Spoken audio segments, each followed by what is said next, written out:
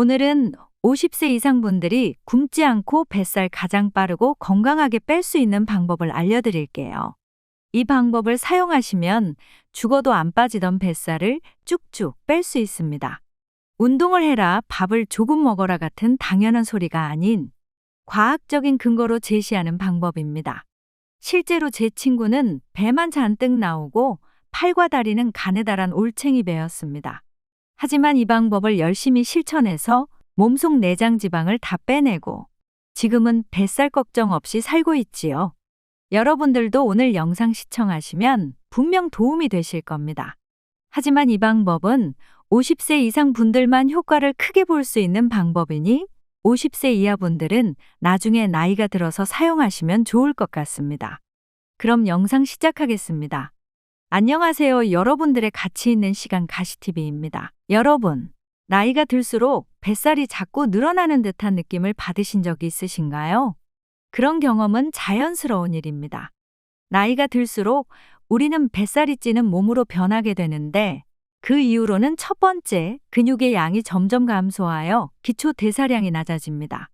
근육량은 30세 전후부터 1년에 약 1%씩 감소해 40세가 넘어가면서 소실 속도가 급격히 빨라지고 60세 이상은 근육량이 가장 많은 20대 대비 30%가 줄고 80세 이상은 50%나 소실되는 것으로 알려져 있습니다. 근육량은 기초대사량과 직결됩니다. 근육은 존재만으로 우리 몸의 칼로리를 활활 태우는 공장과 같은데요. 근육량이 줄어들면 칼로리를 소모하지 못해서 기초대사량이 줄어들고 기초대사량이 줄어들면 내장 지방이 생길 가능성이 높아지고 심혈관 질환에 쉽게 노출되며 지방간, 당뇨 등의 질환 역시 발병 확률이 올라갑니다. 근육량에 대한 해결책은 너무 당연히 운동이기 때문에 이번 영상에선 다루지 않겠습니다. 나이가 들수록 뱃살이 찌는 두 번째 이유는 오늘의 핵심 주제인 효소 감소입니다. 효소는 우리 몸의 모든 화학작용에 필요한 단백질 촉매제를 말합니다.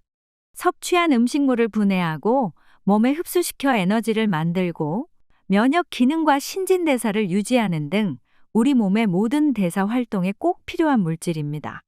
효소 치료의 선구자로 불리는 에드워드 호웰 박사는 효소는 삶을 유지해주는 물질이며 생명의 불꽃이라고 강조했습니다.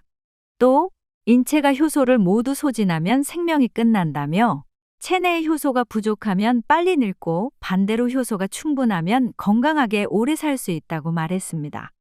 효소는 체내 효소와 음식물 효소가 있습니다.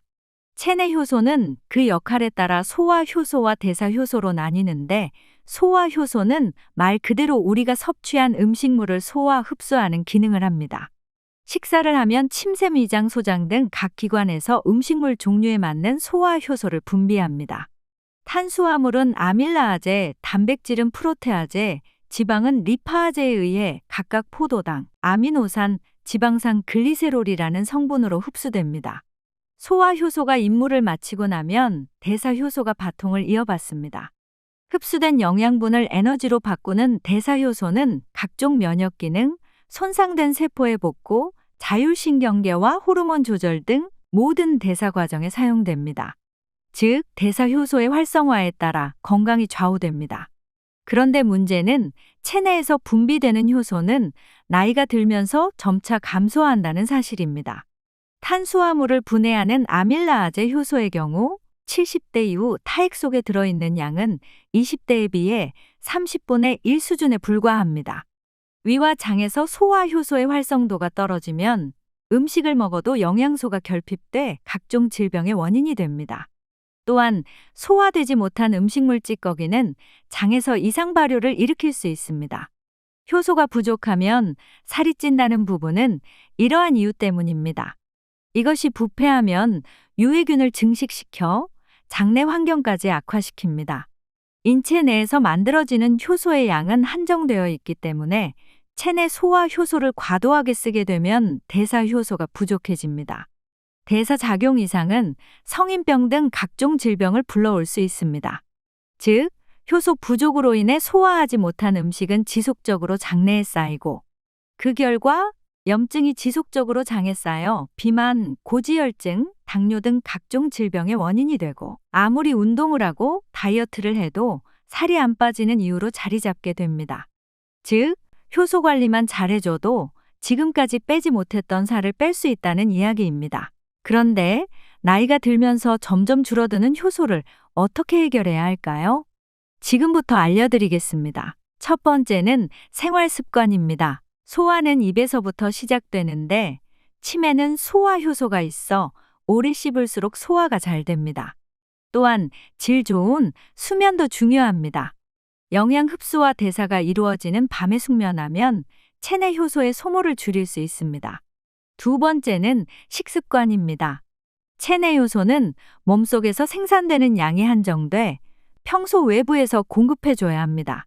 최초로 대장 내시경을 발명한 일본의 신야 히로미 박사는 효소가 들어있는 음식을 많이 먹은 사람은 그렇지 않은 사람보다 질병에 걸릴 확률이 훨씬 낮다고 했습니다. 음식물 효소는 신선한 채소, 과일 등 익히지 않은 날음식에 많이 들어 있습니다. 그런데 가열 음식과 멸균 가공식품에 길들여진 현대인은 식사만으로 효소를 충분히 보충하기가 어렵습니다. 그 이유는 음식물 효소는 48도에서 사멸할 정도로 열에 취약하기 때문입니다. 또한 날음식으로 새끼를 해결하기는 불가능합니다. 마지막 세 번째는 소화효소 제품을 섭취하는 방법입니다. 평소 소화효소 제품을 섭취하는 건 정말 좋은 방법입니다. 식습관으로 해결이 불가능한 부분을 보충하여 부족한 효소를 채워 소화부터 흡수 배출까지 원활하게 하는 데 도움이 됩니다. 하지만 효소 제품을 그냥 섭취해서는 온전하게 효소를 흡수하긴 힘듭니다.